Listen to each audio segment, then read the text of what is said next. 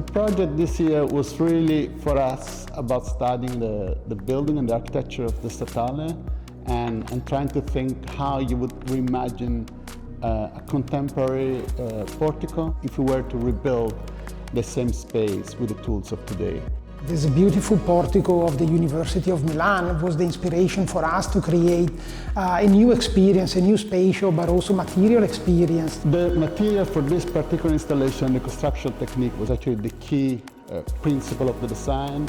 We had a conversation with A.A.T.C, who's been sponsoring this year's installation and working with us to kind of bring it to life. It's not the pure shiny marble object that we're used to see in traditional installations, but it is something that is coming from the offcut and the waste of the marble production, and we're trying to make it into something very noble, very beautiful, and very inspiring.